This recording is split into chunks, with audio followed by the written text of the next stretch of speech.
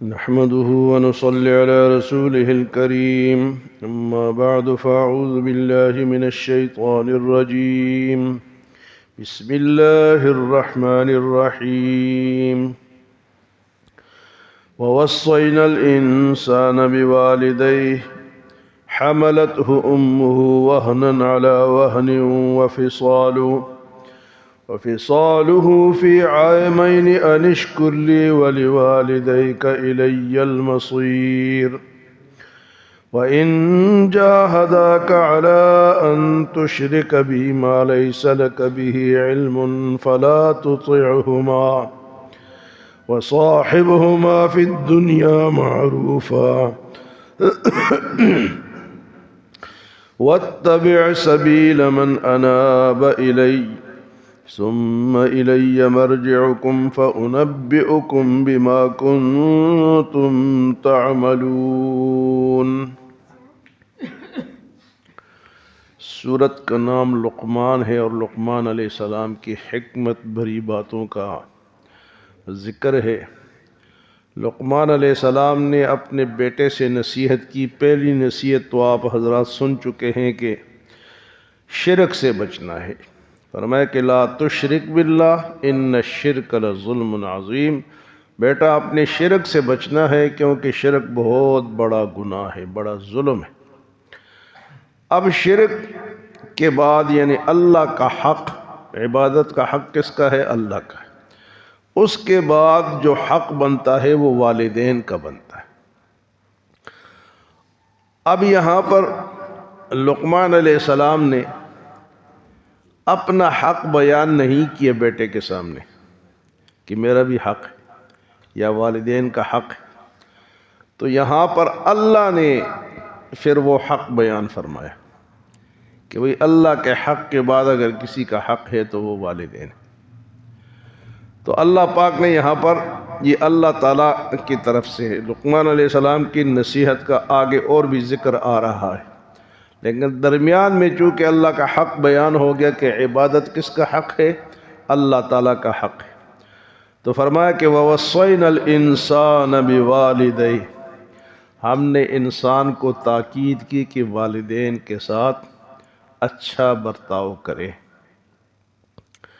حملته امه وهنا على وهن، اس کی والدہ نے اس کو کمزوری پر کمزوری برداشت کر کے اٹھایا۔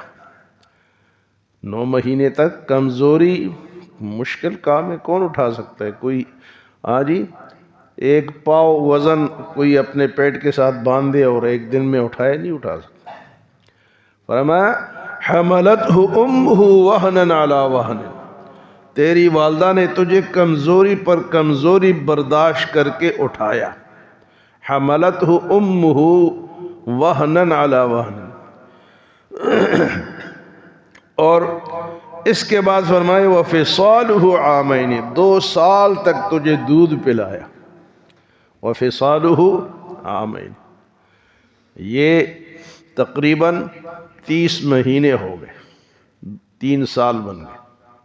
ایک بچے کی پرورش میں جو والدہ کو جو تکلیف اٹھانی پڑتی ہے، پہلے جناب حمل کے ذریعے اور پھر جناب دودھ پلاتے ہوئے، تو یہاں پر دودھ پلانے کا جو ذکر ہے وہ 2 سال کا ہے۔ 2 سال کے بعد بچے سے دودھ چھڑایا جا سکتا ہے، اور اسی طرح فقہاء کرام نے یہاں سے یہ مسئلہ نکالا ہے کہ اگر کوئی غیر عورت بچے کو 2 سال کے بعد دودھ پلائے، 2 سال کوئی اور عورت ماں کے علاوہ، تو وہ اس کی رضائی ماں نہیں بنے گی۔ رضاعت کا جس طرح بچہ ہوتا ہے کسی عورت کا، اس کا بچہ ہوتا ہے تو وہ اس کی ماں ہوتی ہے، ایک رضاعی ماں ہوتی ہے، تو رضاعی ماں اور اپنی ماں دونوں کا درجہ ایک ہی، شادی میں نکاح میں اس میں دونوں میں، تو 2 سال تک اگر کوئی دودھ پلائے تو پھر تو اس کی رضاعی ماں ہے، لیکن اگر 2 سال کے بعد پلائے تو پھر وہ اس کی رضاعی ماں نہیں بنے گی۔ یہ بڑا پکا مسئلہ ہے اور مشکل مسئلہ ہے، کئی لوگوں کے علم میں یہ نہیں ہوتا۔ تو فرمایا کہ ہم نے تاکید کی انسان کو اپنے والدین کے حقوق کے ادا کرنے کا. میں حملتہ امہ وہنا علی وہن، تیری ماں نے تجھے تکلیف پر تکلیفیں برداشت کر کے اٹھایا. وفصالہ عامین، 2 سال تک تجھے دودھ پلایا. تو فرمایا پھر کیا کرو؟ انشکر لی ولوالدیک، تو میرا شکر ادا کر اور اپنے والدین کا شکر ادا کر. اللہ کا شکر تو یہ ہے کہ اس کی عبادت کی جائے، اور والدین کا شکر یہ ہے کہ ان کی خدمت کی جائے.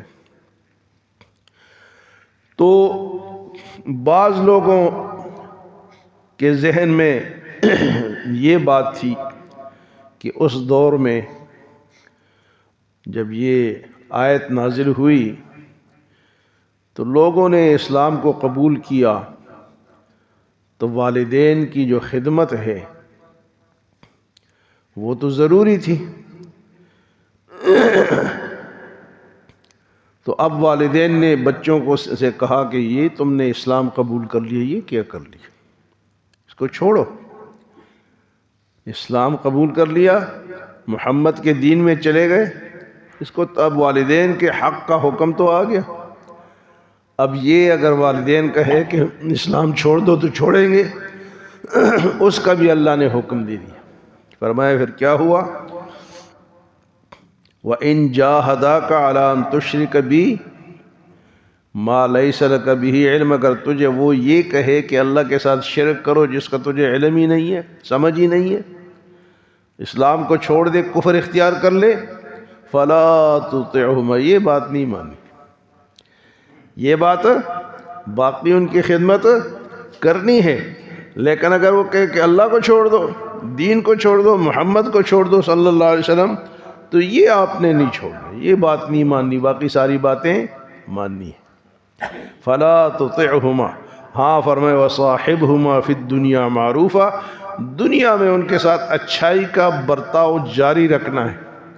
اگر وہ مسلمان نہیں بھی ہے اور تجھ سے ناراض ہے کہ تو نے اسلام کیوں قبول کر لیا، تو نے داڑھی کیوں رکھ لی، تو تبلیغ پہ کیوں چلا گیا، تو نے یہ فلاں کام کیوں کر لیا، تو اسلام کے متعلق تو ان کی باتیں نہیں مانی، لیکن باقی ان کا احترام جاری رہے چاہے وہ کافر ہو.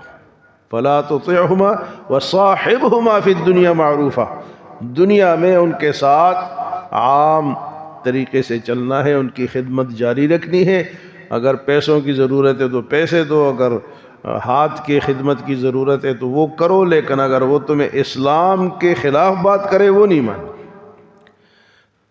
تو والدین کی خدمت جو ہے فرمایا کیوں ضروری ہے کہ والدہ نے، حضور سے پوچھا گیا کہ سب سے پہلے حق کس کا ہے میرے اوپر، تو آپ نے فرمایا ماں کا. پھر پوچھا، پھر فرمایا ماں کا. پھر پوچھا، پھر فرمایا ماں کا. پھر پوچھا، پھر فرمایا کہ باپ کا. تو 3 دفعہ آپ نے فرمایا کہ ماں کا حق اتنا زیادہ ہے. تو یہ اسلام ہمیں بتاتا ہے یہ حقوق. اگر ہم قرآن پڑھیں، پڑھائیں، ترجمہ پڑھیں، سنیں، سنائیں، تو والدین کا احترام کریں. یہ چونکہ ہم اس سے دور ہیں تو والدین کا احترام کم ہے.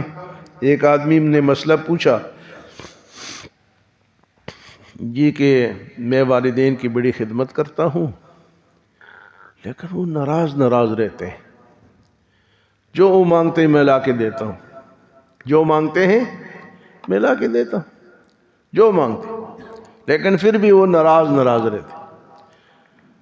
تو ان کو جواب دیا گیا کہ جب وہ مانگتے ہیں تو تب لا کے دیتے ہو، جب وہ مانگتے ہیں، جب تو پیدا نہیں ہوا تھا تو انہوں نے تیرے چھوٹے چھوٹے کپڑے بن مانگے بنا دیے تھے، اور جب تو پیدا ہوا تو تیرے لیے چوسنیاں، کھلونے اور فلاں بغیر مانگے وہ لا کے دیتے. اب تھوڑا بڑا ہوا تو سائیکل خرید کر دی، پھر تھوڑا اور بڑا ہوا تو سکول کی فکر ہوئی، اچھے سے اچھے سکول انہوں نے تلاش کیا، تجھ سے نہیں پوچھا. اور جب تو جوان ہوا تو اچھی بیوی تیرے لیے تلاش کی، اچھی جگہ رشتہ کرایا، پھر تیری نوکری کی فکر کی، اور جناب انہوں نے کبھی تجھ سے پوچھا نہیں، ان کی اتنی محبت تھی تیرے ساتھ۔ آج تو کہتا ہے کہ جو وہ مانگتے ہیں میں دیتا ہوں، تو نے بھی کبھی مانگا تھا، انہوں نے خود دیا تھا۔ تو وہ ناراض اس لیے رہتے ہیں کہ تو بن مانگے ان کے پاس جا کے بیٹھ، ان سے پوچھ، ان کی خدمت کر، چاپی کر، سر مالش کر۔ تو خود جا کے پہلے ان سے پوچھ کہ کیا ضرورت ہے، تو تب وہ خوش رہیں گے۔ یہ تو نے جان چھڑانی ہے کہ انہوں نے جو مانگا میں نے لا کے دے دیا۔ اتنا حق ہے والدین کا، اتنا احترام ہے۔ اللہ سب کو کرنے کی توفیق عطا فرمائے۔ فرمایا کہ والدین کا احترام کرو، اور والدہ نے تجھے تکلیف پہ تکلیف برداشت کر کے اٹھایا، پھر 2 سال دودھ پلایا، فرمایا انشکر لی ولی والدیک، میرا شکر کرو، والدین کا شکر ادا کرو، الی المصیر، تم سب نے میرے پاس واپس لوٹ کر آنا ہے۔ پھر اللہ پاک نے فرمایا وَإِن جَاهَدَاكَ عَلَىٰ أَن تُشْرِكَ بِي، اور اگر وہ تجھے یہ کہے کہ میرے ساتھ شرک کرو، مَا لَيْسَ لَكَ بِهِ علم، جس کا نہ تجھے علم ہے نہ ان کو علم ہے۔ شرک کا آرڈر تو وہی دے گا نا جی، جس کے علم میں نہیں ہوا، یہ تو کفر ہے، گناہ ہے۔ تو فرمایا کہ فَلَا تُطِعْهُمَا، یہ بات ان کی نہیں، وَصَاحِبْهُمَا فِي الدُّنْيَا مَعْرُوفًا، لیکن دنیا میں اگر وہ کافر بھی ہے تو برتاؤ جو ہے وہ اچھا رکھنا ہے۔ اور اس کے بعد اللہ پاک فرماتے وَاتَّبِعْ سَبِيلَ مَنْ أَنَابَ إِلَيَّ، وَاتَّبِعْ سَبِيلَ مَنْ أَنَابَ إِلَيَّ، وَاتَّبِعْ سَبِيلَ مَنْ ان لوگوں کے پیچھے چل جو میری تلاش میں ہوتے ہیں۔ تو کن لوگوں کے پیچھے چل؟ جو میرے طرف رجوع کرنے والے۔ وَاتَّبِعْ سَبِيلَ مَنْ أَنَابَ إِلَيَّ، ان لوگوں کے پیچھے ان کی پیروی کرو جو میری راستے کی تلاش میں ہے۔ تو یہاں سے فقہاء کرام نے تقلید کو ثابت کیا کہ کسی کے پیچھے ہم کیوں چلیں۔ قرآن کہتا ہے کہ ان کے پیچھے چلو جو میرے راستے والے ہیں، جو میرے طرف رجوع کریں۔ یہ جو کہتے ہیں نا کہ کسی امام کی ضرورت نہیں، ہم خود پڑھیں گے، فلاں کریں گے، خود قرآن سیکھیں گے، خود مسئلے حل کریں گے۔ جب خود کرو گے تو پھر قرآن تو کہتا ہے کہ ان لوگوں کے پیچھے چلو جو میرے راستے والے ہیں۔ اللہ نے بتا دیا، ہر ایرے غیرے کے پیچھے نہیں چلنا۔ وَاتَّبِعْ سَبِيلَ مَنْ أَنَابَ إِلَيَّ، آج کل لوگ نکلے ہوئے نا جی ہم خود سمجھتے ہیں، ہمیں کسی کی سمجھانے کی ضرورت نہیں ہے۔ اللہ فرماتا ہے یہ نہیں ہو سکتا، سمجھانا ضروری ہے۔ ایک ڈاکٹر جو ہے وہ بغیر سمجھانے کے ڈاکٹر نہیں بن سکتا۔ انجینئر جو ہے وہ پڑھ کے آتا ہے، کسی اور پیشے کا ماہر جو ہے وہ سیکھ کے آتا ہے۔ دین اتنا کمزور ہو گیا کہ جو مرضی ہے میں نے یہ حدیث ہے جی، یہ قرآن ہے جی، یہ فلاں ہے، مسئلہ خود ہی نکالتا ہے۔ اللہ فرمائے وَاتَّبِعْ سَبِيلَ مَنْ أَنَابَ إِلَيَّ، جو میرے طرف رجوع کرنے والے لوگ ہیں۔ امام ابو حنیفہ، امام شافعی، امام مالک، امام احمد بن حنبل، اور یہ بزرگان دین کی جو سلسلہ یہ لڑی ہے، ان سے پوچھ کے چلو، کہ پیچھے چلو، مسئلے ان سے پوچھو، خود مسئلے حل نہ کرو، یہ تو گمراہ ہو جاؤ۔ اللہ یہ قرآن کہتا ہے وَاتَّبِعْ سَبِيلَ مَنْ أَنَابَ إِلَيَّ، ان لوگوں کے پیچھے چلو جو میرے طرف رجوع کرنے والے ہیں، جو اللہ والے ہیں، جو سمجھنے والے ہیں، جنہوں نے زندگیاں اس کے لیے وقف کی ہیں، ان کے پیچھے چلو۔ ہر بندہ جو تمہیں بات بتائے دین کی تو تم ان کے پیچھے مت چلو۔ وَاتَّبِعْ سَبِيلَ مَنْ أَنَابَ إِلَيَّ، تو یہاں سے بزرگوں کے پیچھے، نیک لوگوں کے پیچھے، علماء کے پیچھے، ان کے پیچھے چلنے کا حکم ہے۔ وَاتَّبِعْ سَبِيلَ مَنْ أَنَابَ إِلَيَّ، پھر فرمایا ثُمَّ إِلَيَّ مَرْجِعُكُمْ، پھر تم نے لوٹ کر میرے پاس آنا ہے۔ فَأُنَبِّئُكُمْ، اور میں تمہیں بتاؤں گا بِمَا كُنْتُمْ تَعْمَلُونَ، تم کیا کیا کرتے رہے، سارا بتاؤں گا۔ اللہ ہمیں عمل اور سمجھ کی توفیق عطا فرمائے۔ اللہم